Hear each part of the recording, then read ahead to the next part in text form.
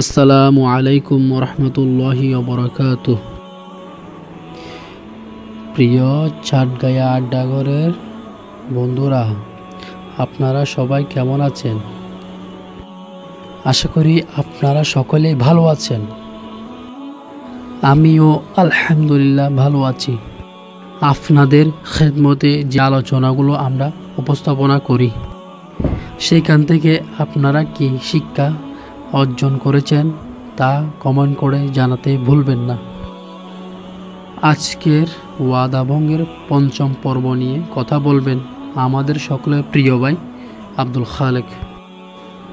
আমি ভাইকে তার মূল্যবান বক্তব্য রাখার জন্য চাটগাঁয়া আড্ডাঘরের পক্ষ থেকে সবিনয় অনুরোধ জানাচ্ছি। আসসালামু আলাইকুম ওয়া রাহমাতুল্লাহি ওয়া বারাকাতুহু। ইন্নাল হামদুলিল্লাহি নাহমাদুহু ওয়া নাস্তাঈনুহু ওয়া নাস্তাগফিরুহু ওয়া নাউযু বিল্লাহি মিন শুরুরি আনফুসিনা ওয়া মিন সাইয়্যিআতি আমালিনা। من يهد الله فلا مضل له ومن يضلله فلا هادي له. أشهد أن لا إله إلا الله وحده لا شريك له وأشهد أن محمدا عبده ورسوله صلى الله عليه وعلى آله وأصحابه وبارك وسلم. আম্মা বাদ। সম্মানিত চাটগাঁয়া আড্ডাঘরের দর্শক শ্রোতাবৃন্দ, আপনারা সবাই কেমন আছেন? আশা করি আপনারা সকলে ভালো আছেন। আমিও আলহামদুলিল্লাহ আল্লাহর রহমতে ভালো আছি। আমরা গত পর্বে জানতে পেরেছিলাম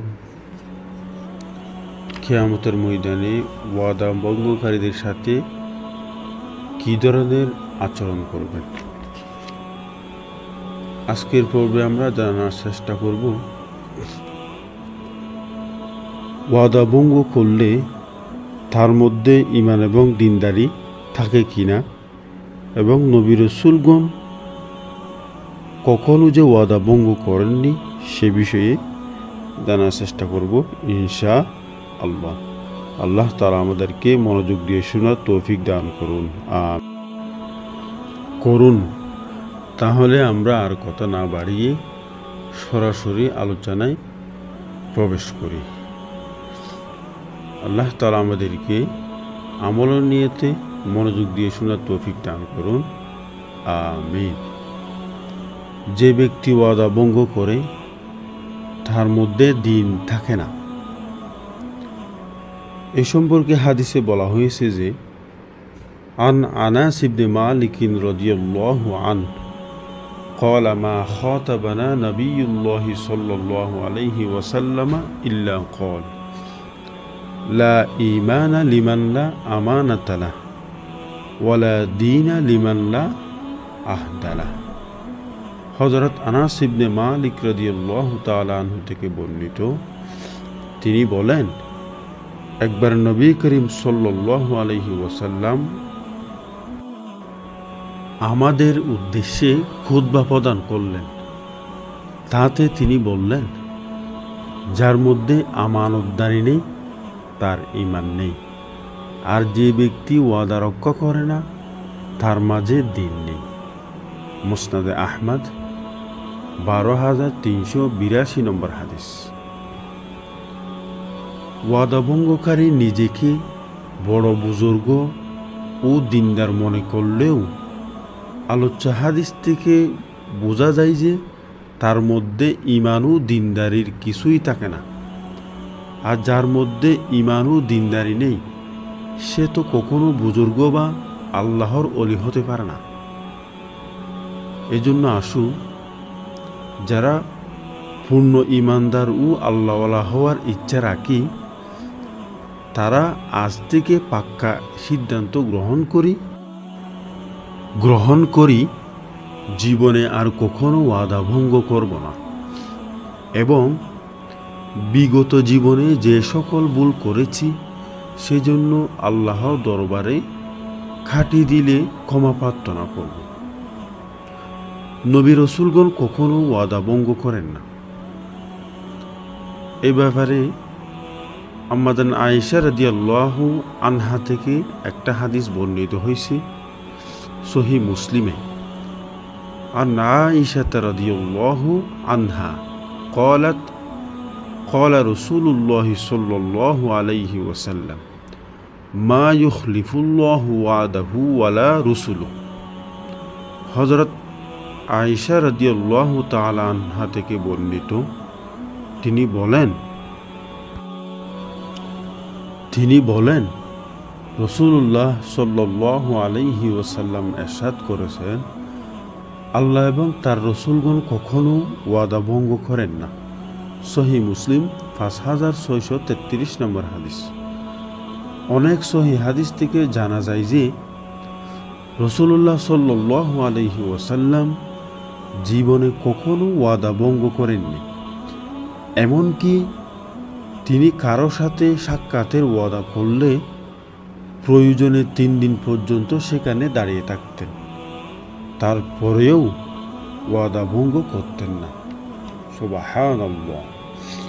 উমর রাদিয়াল্লাহু তাআলা আনহু পরবর্তী খলিফাগণকে ওয়াদা পূর্ণ করার ওসিয়ত করলেন। আমর ইবনে মাইমুন আল আউদি রাদিয়াল্লাহু তাআলা আনহু থেকে বর্ণিত, তিনি বলেন, উমর ইবনে খাত্তাব রাদিয়াল্লাহু তাআলা আনহু বলেন, আমি পরবর্তী খলিফাগণকে আল্লাহ এবং তার রসুলের জিম্মাদারি আদায়ের এবং মুসলমানদের সাথে ওয়াদা পূর্ণ করার ওসিয়ত করে যাচ্ছি। সহিহ বুখারী 1392 নম্বর হাদিস। এখন আমরা জানার চেষ্টা করব ওয়াদা করার পরে যদি আমরা ওয়াদা পূর্ণ করতে না পারি তাহলে আমাদের করণীয় কি হবে। ওয়াদা পূর্ণ করতে না পারলে করণীয় হচ্ছে, আন যায়েদ ইবনে আরকাম রাদিয়াল্লাহু আনহু قال قال رسول الله صلى الله عليه وسلم إذا وعد الرجل وينوي أن يفي به فلم يفي به فلا جناح عليه। হযরত যায়েদ ইবনে আরকাম রাদিয়াল্লাহু তাআলা আনহু থেকে বর্ণিত, তিনি বলেন রাসূলুল্লাহ সাল্লাল্লাহু আলাইহি ওয়াসাল্লাম ইরশাদ করেছেন, যদি কোনো ব্যক্তি ওয়াদা করার সময় তা পূর্ণ করার নিয়ত রাখে কিন্তু যথাযথ চেষ্টা করার পরেও তা পূরণ করতে ব্যর্থ হয় তবে তার গুনাহ হবে না। সহিহ তিরমিজি 2633 নম্বর হাদিস। কাউকে কোনো কিছুর ওয়াদা করলে তা পূরণ করার যথাযথ চেষ্টা করতে হবে। যথাযথ চেষ্টা করার পর যদি তা পূর্ণ করা সম্ভব না হয় তবে এই ক্ষেত্রে নিয়ম হলো, যার সাথে ওয়াদা করা হয়েছে তাকে পূর্ব থেকে জানিয়ে দিতে হবে যে, ভাই আমি আপনাকে অমুক তারিখে পাওনা পরিশোধের ওয়াদা করেছিলাম, কিন্তু যথাযথ চেষ্টা করেও তা জোগাড় করতে পারিনি, তাই মেহেরবানি করে আমাকে ক্ষমা করুন এবং আমাকে আরও 2-4 দিন সময় দিয়ে দিন।